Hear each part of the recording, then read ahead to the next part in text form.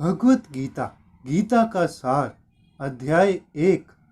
जय श्री कृष्ण। दोस्तों, भगवत गीता गीता का ज्ञान वैसे तो आपको अनेक भाषाओं में, हर देश की हर भाषा में सुनने और पढ़ने को मिल जाएगा, लेकिन यह जिस भाषा में सबसे पहले लिखा गया था वो थी संस्कृत।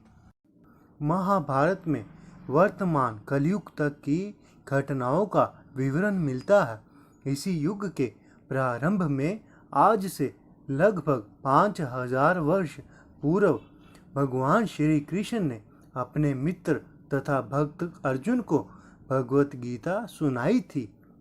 उनकी यह वार्ता जो मानव समाज की सबसे महान दार्शनिक तथा धार्मिक वार्ता है, जो उस समय महायुद्ध के शुभ आरंभ से पूर्व हुई, जो धृतराष्ट्र के 100 पुत्रों तथा उनके चचेरे भाई पांडवों के मध्य होने वाला था।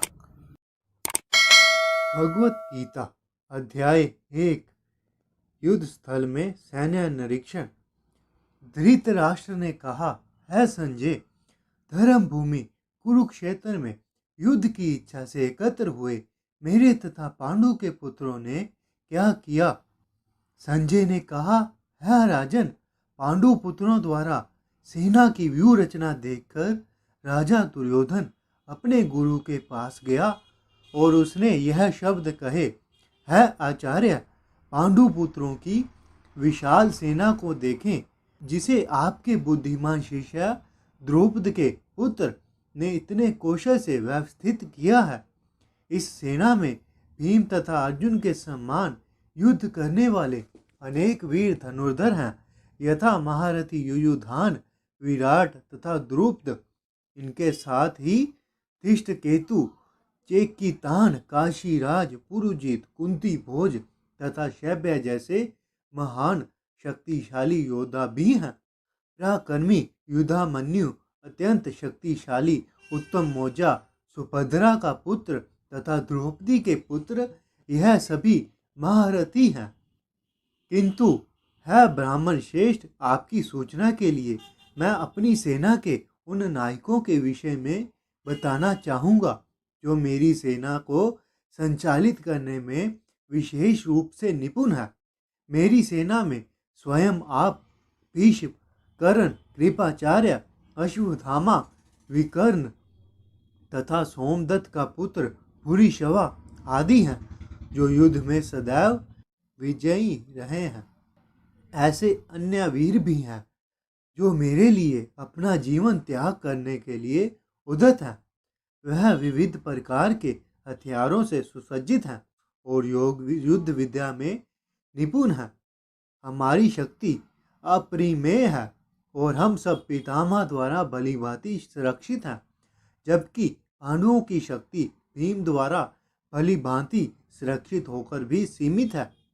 अतएव सेना व्यूह में अपने अपने मोर्चों पर खड़े रहकर आप सभी भीष्म पितामह को पूरी सहायता दे।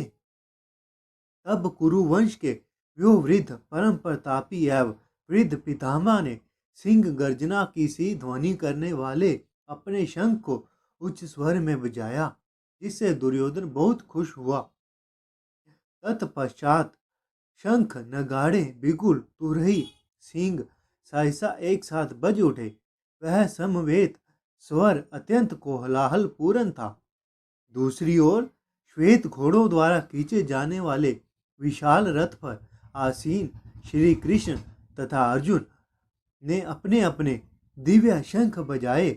भगवान श्री कृष्ण ने अपना पांचजन्य शंख बजाया, अर्जुन ने देवदत्त शंख तथा अति भोजी एवं अति मानवीय कार्य करने वाले भीम ने पूर्ण नामक शंख बजाया। है राजन, कुंती पुत्र राजा युधिष्ठिर ने अपने अंत विजय नामक शंख बजाया। नकुल सहदेव ने सुघोष एवं मणिपुष्पक शंख बजाए। महान धनुर्धर काशीराज, परम योद्धा शिखंडी, धृष्टद्युम्न, विराट, अजय, सात्विक, द्रौपदी के पुत्र तथा सुभद्रा के महाबाहु पुत्र आदि सबों ने अपने अपने शंख बजाए। इन विभिन्न शंखों की ध्वनि कोलाहल पूर्ण बन गई, जो आकाश तथा पृथ्वी को शब्दायमान करती हुई धृतराष्ट्र के पुत्रों के हृदयों को विदीर्ण करने लगी। उस समय हनुमान से अंकित ध्वजा लगे रथ पर आसीन पांडु पुत्र अर्जुन अपना धनुष उठाकर तीर चलाने के लिए उद्यत हुआ। है राजन, धृतराष्ट्र के पुत्रों को व्यूह में खड़ा देखकर अर्जुन ने श्री कृष्ण से यह वचन कहे। अर्जुन ने कहा, है अच्युत, कृपा करके मेरा रथ दोनों सेनाओं के बीच में ले चलें, जिससे मैं यहाँ युद्ध की अभिलाषा रखने वालों को और शस्त्रों की इस महान परीक्षा में जिनसे मुझे संघर्ष करना है उन्हें देख सकूं। मुझे उन लोगों को देखने दीजिए जो यहाँ पर धृतराष्ट्र के दुर्बुद्धि पुत्र को प्रसन्न करने की इच्छा से लड़ने के लिए आए हुए हैं। संजय ने कहा, है भरतवंशी, अर्जुन द्वारा इस प्रकार संबोधित किए जाने पर भगवान श्री कृष्ण ने दोनों दलों के बीच उस उत्तम रथ को लाकर खड़ा कर दिया। भीष्म, द्रोण तथा विश्व भर के अन्य समस्त राजाओं के सामने भगवान ने कहा, है पार्थ, यहाँ पर एकत्र सारे कुरुओं को देखो।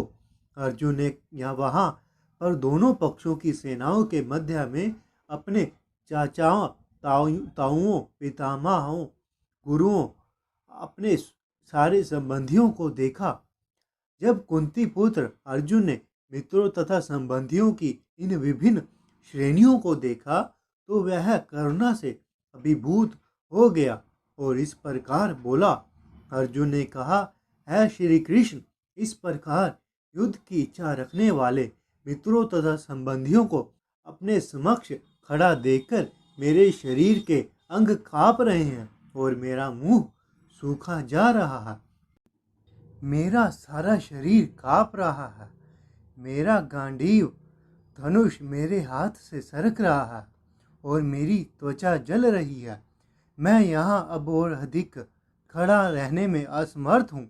मैं अपने को भूल रहा हूँ और मेरा सिर चकरा रहा है।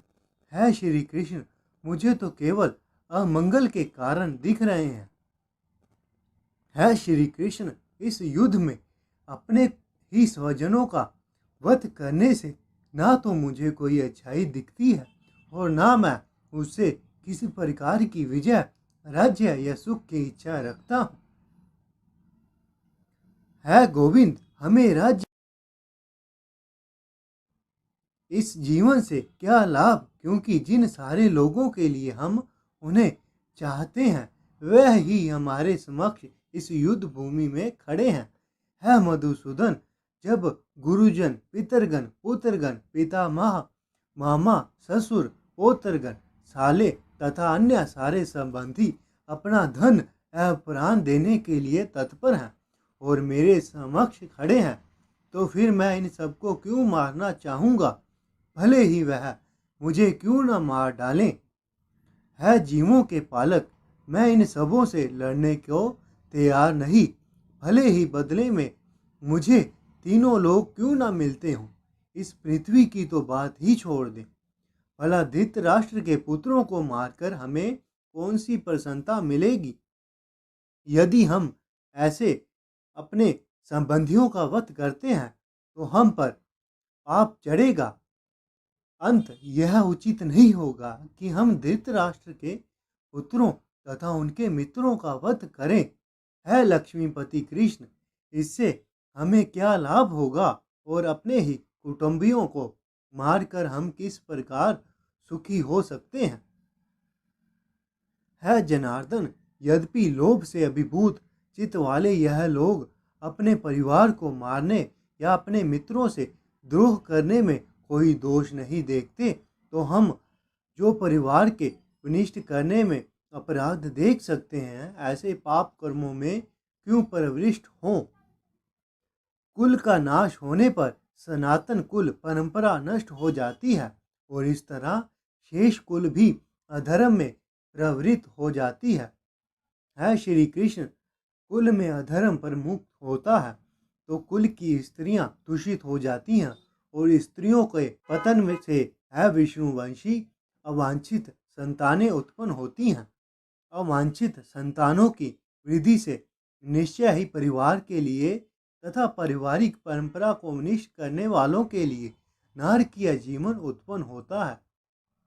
ऐसे पतित कुलों के पुरखे गिर जाते हैं, क्योंकि उन्हें जल तथा पिंड दान करने की क्रियाएं समाप्त हो जाती हैं।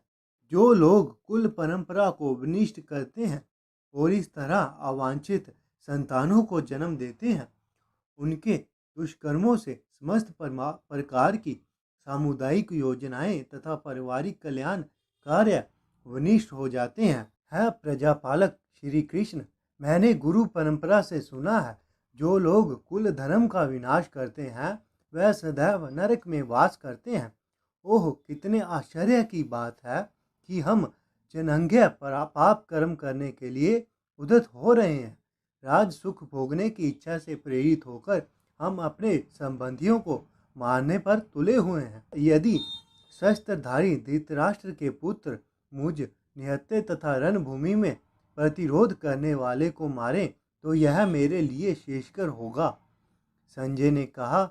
युद्ध भूमि में इस प्रकार कहकर अर्जुन ने अपना धनुष बाण एक को रख दिया और शोक युक्त होकर रथ के आसन पर बैठ गया। इस प्रकार श्रीमद् भगवद गीता का पहले अध्याय का भक्ति वेदांत तात्पर्य पूर्ण हुआ। जय श्री कृष्ण।